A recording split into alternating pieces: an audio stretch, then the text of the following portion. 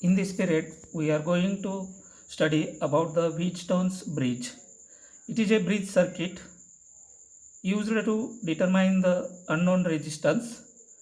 When there will be the three resistances are known, तर या ब्रिजच्या साहाय्याने आपण काय करणार आहे, फोर्थ अननोन रेजिस्टन्स डिटरमाइन करणार. तर हा अननोन रेजिस्टन्स डिटरमाइन करण्यासाठी आपण एक बॅलन्सिंग कंडिशन या ठिकाणी मिळवणार आहे. त्याला आपण म्हणणार आहे it is the condition for balancing for the Wheatstone's bridge. याचं सुरुवातीला आपण कन्स्ट्रक्शन बघूया. First here we see the construction. It consist of 4 resistances. Diagram आपण या ठिकाणी ड्रॉ करूया. It consist of 4 resistances. This is first resistance, this is another second resistance, this is third resistance, and this is fourth resistance.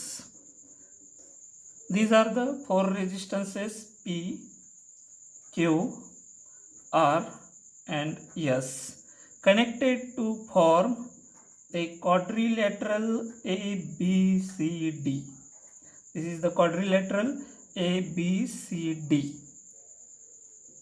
With the help of these 4 resistances, this quadrilateral ABCD is formed.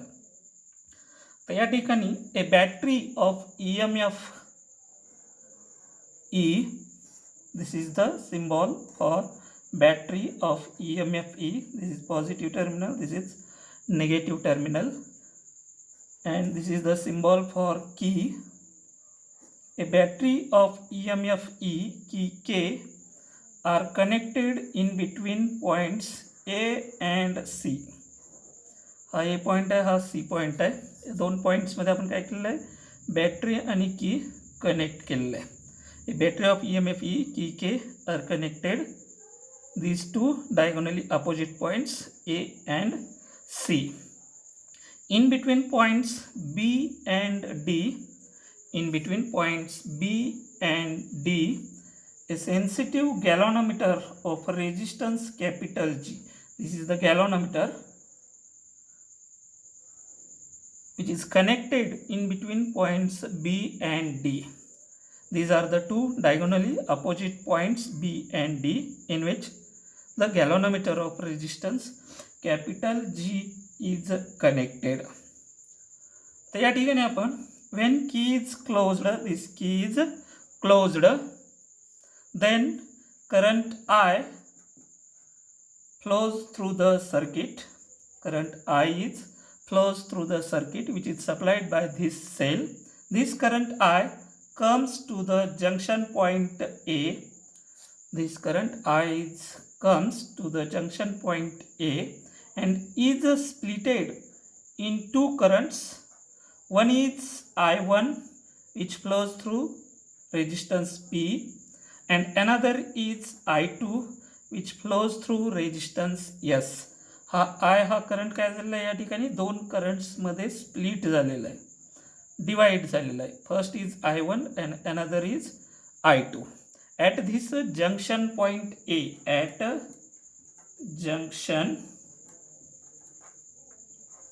junction point A, this current I is the arriving current. I is the arriving current is divided into two currents. One is I1 plus I2. These are the leaving currents. These are the leaving currents. Therefore, according to Kirchhoff's current law, we write I is equal to, therefore I is equal to I1 plus I2. I1 plus I2. या ठिकाणी हे दोन currents काय झाले, एक P कडे जाईल आणि दुसरा जो आहे तो एस या रेजिस्टन्समधून त्या ठिकाणी काय होईल, फ्लो होईल. लेट आपण काय केलं आहे, बी आणि डी मध्ये हा गॅलॉनोमीटर कनेक्ट केला आहे. Let I G be the current through galvanometer. I G be the current through galvanometer, म्हणजे या गॅलॉनोमीटरमधून फ्लो होणारा करंट काय is Ig. Ig be the current flowing through galvanometer. Therefore या ठिकाणी बघा बी या जंक्शन पॉइंटला येणारा करंट किती आहे, it is I1 and this current is again divided into two currents. One is Ig which is flowing through galvanometer.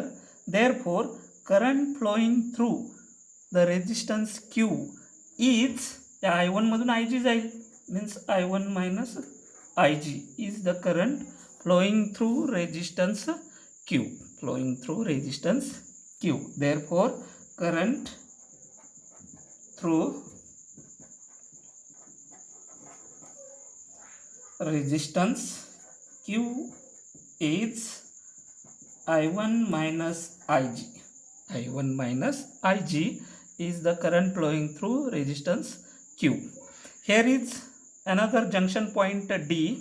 Here is another junction point D at which two currents are comes together. One is I2, हा I2 आहे, इकडून येणारा S मधून येणार काय I2 आणि इकडून येणारा एक करंट आहे Ig. हे दोन्ही करंट्स काय व्हायले त्या ठिकाणी, these are the arriving currents, these are the arriving currents and they leaves through a resistance R.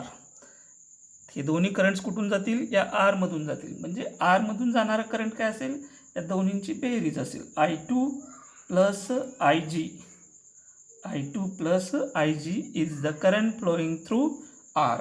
Therefore current through R, resistance R, is I2 plus Ig is the current flowing through resistance R. Current flowing through resistance R. आता या ठिकाणी जर आपण हे bridge circuit थोडंसं observe केलं तर या ठिकाणी आपल्याला दोन लूप्स मिळतील. One is ABGDA and another loop is BCDGB. These are the two loops. With the help of these two loops we obtain the balancing condition for this network. तर यासाठी या दोन लूपला आपण काय करणार आहे, Kirchhoff second law that is voltage law apply करणार आहे. तर सुरुवातीला आपण काय करूया, for the closed loop ABGDA apply KVL, apply Kirchhoff's voltage law for this loop. We get the equation. आपल्याला एक इक्वेशन या ठिकाणी मिळेल. आता किर्चॉफ्स व्होल्टेज लॉ अप्लाय करण्यासाठी याची साइन कन्व्हेन्शन्स आपल्याला माहीतच आहेत.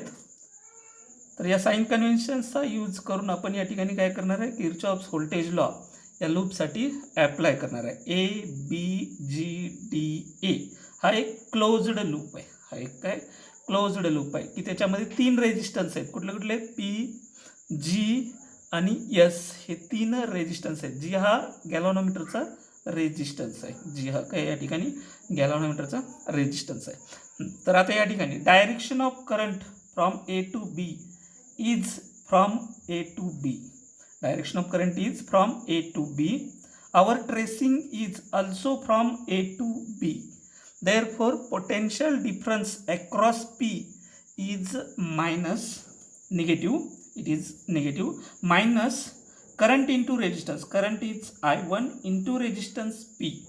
I1 into P is the potential difference across this resistance P, and that is minus I1 P. From point B to D बघा या ठिकाणी, from point B to D current काय, IG, current is IG. Resistance काय, capital G is the resistance of galvanometer. Current is from B to D. Our tracing, this is the tracing, our tracing is also B to D. Tracing is same to the flow of electric current. Therefore potential difference across it is again minus Ig into capital G. Ig into capital G. This is the potential difference across this galvanometer. तसंच आपण या ठिकाणी आता D पासून A कडे जाऊया. Our tracing is D to A. Current is from A to D. Current कुठून कुठं वाहतोय बघा, फ्लो होतोय. तर ए कडून डी कडे करंट फ्लो होतोय. आणि ट्रेसिंग कसं आहे आपलं, D to A. Tracing is opposite to the flow of electric current, therefore it is plus, it is positive. Potential difference across this resistance S is positive and that is plus current into resistance. Current किती आहे या ठिकाणचा, current is I2 into resistance. Resistance किती आहे, yes. Resistance is yes. तर हा झाला potential difference across this resistance yes. तर हे झालं algebraic sum of potential differences. या लूपमध्ये A B G D A या लूपमध्ये हे 3 रेजिस्टन्स आहेत. या 3 रेजिस्टन्सच्या अक्रॉस असणारा पोटेन्शियल डिफरन्स, त्याचा अल्जेब्रिक सम काय आलेला आहे, -I1P minus IG into capital G plus I2S plus algebraic sum of EMFs. या लूपमध्ये कुठलीही बॅटरी नाही आहे. या लूपमध्ये कुठलीही बॅटरी कनेक्ट केलेली नाही, त्याच्यामुळे अल्जेब्रिक सम ऑफ EMFs काय असतील, 0. अल्जेब्रिक सम ऑफ EMFs काय असतील, 0. Therefore we write is equal to 0. This is the algebraic sum of potential difference plus EMFs नाहीत म्हणून आपण काय लिहिलं directly is equal to 0. This is our equation number 1. This is our equation number 1. तसंच या ठिकाणी दुसरा एक लूप आहे. This is the another loop BCDGB is the another loop. या लूपसाठी सुद्धा आपण किर्चॉफ्स व्होल्टेज लॉ अप्लाय करणार आहे. For a loop BCDGB apply KVL. या लूपसाठी आपण BCDGB या लूपसाठी आपण किर्चॉफ्स व्होल्टेज लॉ अप्लाय करूया. आता या ठिकाणी किर्चॉफ्स व्होल्टेज लॉ अप्लाय करताना परत या ठिकाणी 3 रेजिस्टन्स आहेत, Q, R आणि हा G. या 3 रेजिस्टन्सच्या अक्रॉस असणारा पोटेन्शियल डिफरन्स, त्याचा अल्जेब्रिक सम आपण या ठिकाणी घेणार. सुरुवातीला potential difference across this resistance Q. Across this resistance Q मधून फ्लो होणारा करंट किती आहे, I1 minus IG is the current flowing through Q. Current flowing through R is I2 plus IG. Current flowing through galvanometer is IG. मग याला आपण आता काय करूया, किर्चॉफ्स व्होल्टेज लॉ अप्लाय करूया. Our tracing is B to C. Direction of current is also B to C. Direction of current कसं आहे, परत B to Cच आहे या ठिकाणी. Therefore potential difference across this Q is minus current into resistance. Current किती आहे, I1 minus IG is the current flowing through Q. I1 minus IG is the current flowing through Q into resistance. Resistance किती आहे, Q into resistance Q. त्यानंतर दुसरा resistance कुठला आहे, R. Direction of tracing is C to D. Direction of tracing is C to D. Direction of current is D to C. This is the direction of current, D to C. Direction of tracing is C to D. They are opposite. Therefore, potential difference is plus, that is positive, plus current into resistance. Current किती आहे, I2 plus IG into resistance.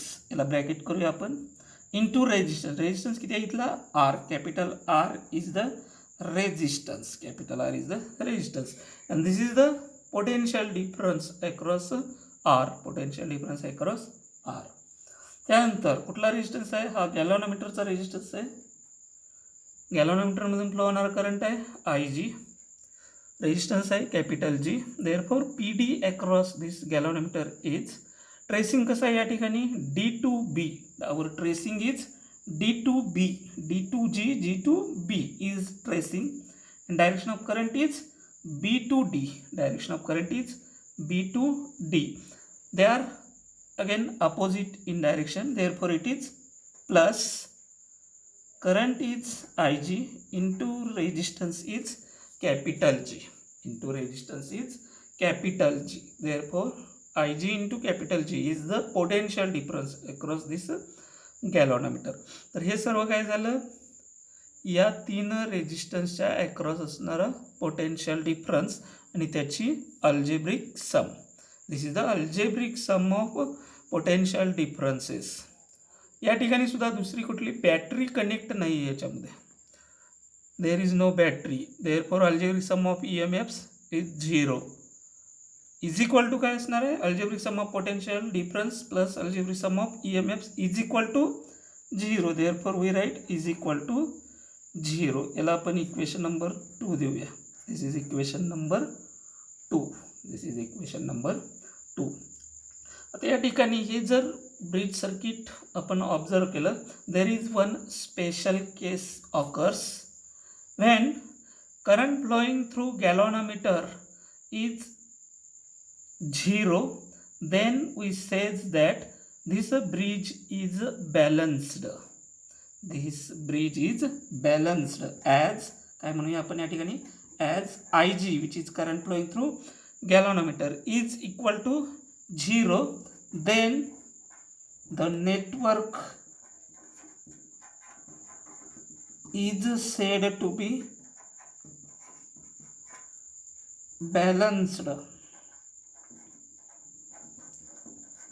If or Ig is equal to 0, then the network is said to be balanced. The network is said to be balanced means there are points B and D which are at same potential. B and D are at same potential. Therefore, potential difference across these 2 points is equal to 0.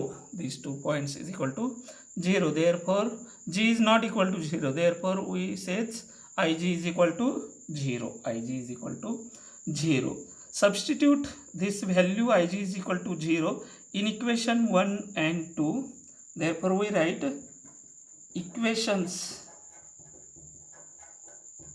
1 and 2 becomes equation 1 and 2 becomes Ig ची value काय करणार आहे आपण या ठिकाणी 0 ठेवणार आहे. Equation 1 is minus I1P, Ig is equal to 0 आहे, देअरफॉर मायनस 0 प्लस हे राहिलेलं I2S is equal to 0. This is another equation, equation number 3. This is equation number 3. तसं इक्वेशन 2 मध्ये Ig ची व्हॅल्यू सबस्टिट्यूट करूया याच्यामध्ये, म्हणजे आपल्याला नवीन इक्वेशन मिळेल. Ig 0 आहे म्हणजे हे 0 होईल. I1 into Q minus I1 into Q, पुढं बघा प्लस या ठिकाणी परत Ig 0 आहे म्हणजे हे this into R, I2 R plus again Ig 0 आहे म्हणजे हे प्लस 0 इज इक्वल टू 0. असे दोन नवीन इक्वेशन्स या ठिकाणी आपल्याला मिळतील. This is the equation number 4. This is the equation number 4. आता या ठिकाणी थ्रूआउट इक्वेशन्सला आपण किंवा ह्या मायनस असलेल्या टर्म पलीकडच्या साईडला घेऊ. देअरफॉर वी गेट हे मायनस पलीकडे घेऊ म्हणजे हे I2S इज इक्वल टू हे मायनस असलेलं राईट हँड साईडला गेलं तर हे प्लस होईल I1P. त्यानंतर हे मायनस आपण पलीकडच्या साईडला घेऊ, हे आहे ते अगोदर लिहू. I2R इज इक्वल टू हे मायनस राईट हँड साईडला घेतले तर प्लस होतील I1Q. असे दोन इक्वेशन्स आपल्याला या ठिकाणी नवीन इक्वेशन्स मिळतील. यांना आपण पुढचे नंबर्स देऊया वाटल्यास. This is equation number 5 and this is equation number 6. Divide equation, divide equation 5 by 6 divide equation 5/6. दोन्ही इक्वेशन्स एकमेकाला डिवाइड करूया. आपल्याला काय मिळेल? यस. सो पूर्ण लिहूया. I2S divided by I2R is equal to I1P divided by I1Q. This I2 gets cancelled. I1 also gets cancelled. Therefore remaining is, therefore या अगोदर लिहूया आपण P divided by Q is equal to S divided by R. This is the balancing condition. This is the balancing condition for the Wheatstone's bridge. This is the balancing condition for the Wheatstone's bridge. With the help of this network, we can determine fourth unknown resistance. If three resistances are known, then we can determine the fourth unknown resistance. पुढचा भाग आपण पुढच्या तासाला घेऊया.